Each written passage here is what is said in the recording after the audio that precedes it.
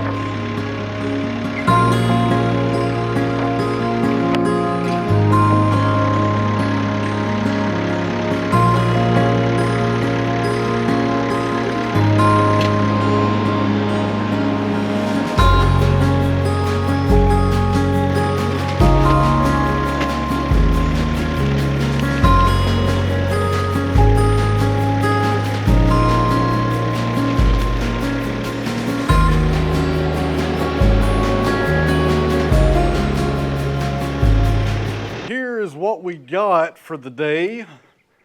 I got some more metal right there. That should be enough metal for that entire back wall over there in the machine room. And I think I got enough to do the gable up there on the top as well, hopefully. We'll have to see how much we got. Then before the comment section totally explodes, yes, I own a sawmill and I did buy 2x4s at Lowe's. They're pretty expensive. The 10 footers were $14. But before you guys bash me down in the comments, let me explain why I got them. So right here is the middle bay opening of the timber frame. As you can see, there's no metal, no walls, no nothing. I'm going to put a double door right here in the middle. So I need to bring the walls out about 3 feet on both sides on the other side of those wide oak braces right there. I could saw up my own 2x4s, but here's the problem with that. Now, if I saw up my own 2x4s and I put them up green, they're going to twist just a little, they're going to shrink, there's going to be a lot of stuff going on with them. And I need these walls to be pretty good and square because the doors are going to hang off of them. So that's why I did buy my own 2x4s. I could saw up some pine, air dry it, put it in the kiln, run it through the molder, make my own 2x4s, but I really don't have time right now.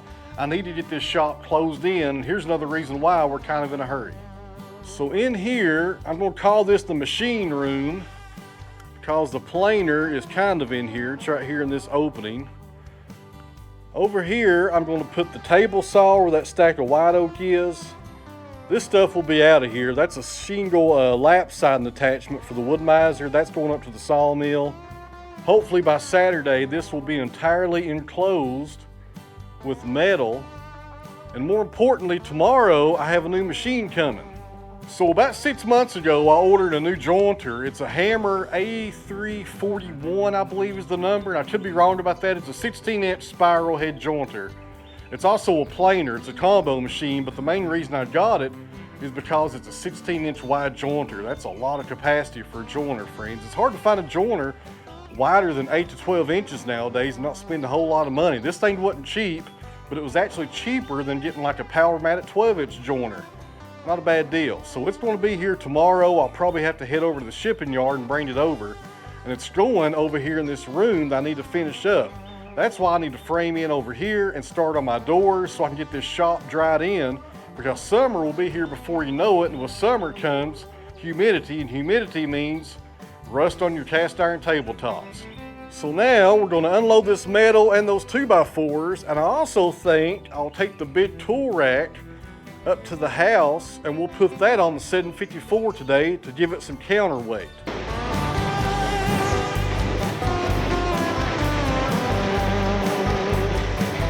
So in the last video, or maybe 2 videos ago, I can't remember, that's when the dump trailer, the battery was dead. You guys recommended getting a solar panel.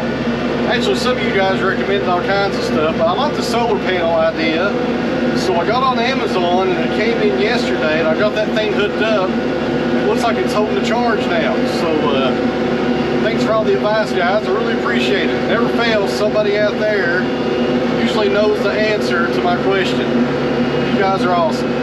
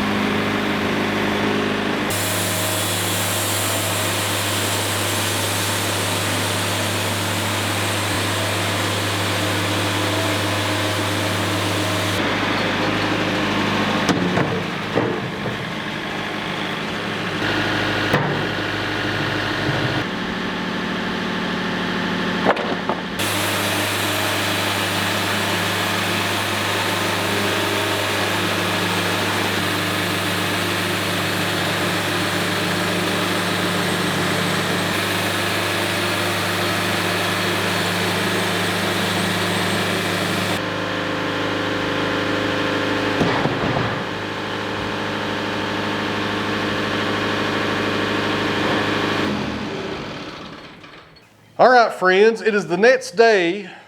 Up until this point on this video, what you guys just seen with the tractor happened yesterday. Had to help a friend of mine out yesterday for a few hours. It took longer than we thought, so I didn't even make it up here to the sawmill, but I'm up here today and we're back on the pine. But real quick, I want to thank my friends Alan and Donna over in Scotland, I believe is where they're at, for sending me some coffee, and they also sent Bruno some chocolates. Really appreciate you guys, and you was asking about the coffee. It's pretty good. Now on the sawmill today, I have a log that's 7 feet long. This is pine, and if you're wondering why it's 7 feet long, well, this came from a tree service. He brought me a whole bunch of sticks a few months ago, various lengths. He don't really measure them. He just cuts them to the length he can put them in his log truck to get out of there and make more money and go to the next job, so I don't complain about lengths of trees when they come from a tree service. This right here was a 15-footer. The first 8 feet I cut off for boards, therefore you have 7 feet left. That's why this is an odd number. Normally, you would want 17-foot logs, but sometimes when you can't pick and choose where they come from, and tree service guys most of the time drop them off for free just to get rid of them, you say thank you and you work with what you get. Now 7-footer's not too bad. I wish it was 8 and a few inches, but it is what it is, and we'll make some good boards out of it. Now one more thing here, friends, when I was using the drag back feature, I didn't drag back every board, and here's the reason why. There's a decent sized gap between this table back here and the bunts here on the sawmill, and sometimes a shorter board will fall down in here and get yourself in a bind. So sometimes on stuff shorter than 8 feet, I'll come down here and grab it and just pull it back myself. So if you're wondering why I was doing that, that's why. And on the sawmill today, I'm running the Maine Silvertip Turbo 7. I'm also running some windshield washer fluid as my detergent. And I also have that spindle lubricant mixed in there as well, the cotton spindle stuff. I can't remember the name of it, but you guys know what I'm talking about. I'm sawing this into 1x4s, true dimension 1x4s, and these will be girts to hang more metal siding on down at the timber frame. So 7 feet is not a big deal. I can cut them to 6 foot or whatever I need to and just run them on my walls and be just fine. More things here, friends, and we'll get started. Number one, I want to thank everybody on Patreon for supporting me here on the channel. Really appreciate you guys. And number two, before we get this log sawed up, let's go ahead and take the slabs down to the burn pile and get rid of those, so when the boards come off the mill, they can go straight to the pallet forks.